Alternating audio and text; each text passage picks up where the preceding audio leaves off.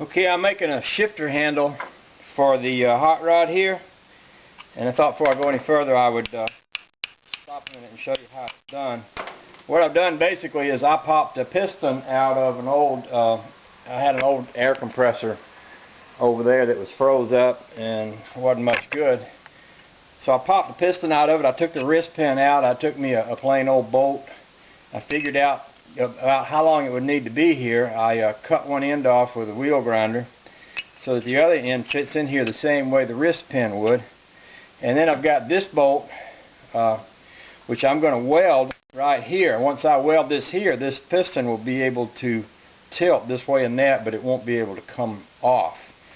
And then I'm going to take this over here. Let me turn the camera a little bit so hopefully you can see my shifter. Let's see if I can get a way to set this where you can't see it. Okay.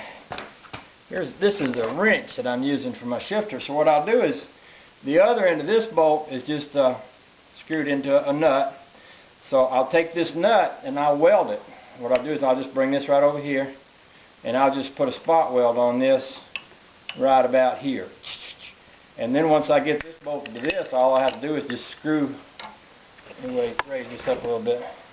Once this nut is welded here and this is welded to this, then I can just screw this shifter on and off, and there you go, it's all set. What I might do is set the nut right about there, or even, yeah, there's all kind of ways I can vary this. I can bring it down shorter or longer, but you know, if I spotted it right about there, that'd be pretty honking. And then I can bend this old wrench I'm using for a shifter to get it wherever I want to be once I get through, but I'll still have my little piston handle, which is what I want. I don't know if you remember, but in the movie American Graffiti, Milner in the 32 Ford, at the end of the movie, he pulls off his piston shift handle, gives it to the girl as she's getting out of the car. I just never forgot that, so that's why I've always liked this kind of a shifter handle. For me, it really works. So I thought I'd share that with y'all. Okay, there it is, all finished up. It's hot. It's hotter. I'd shift it a little bit, but I can.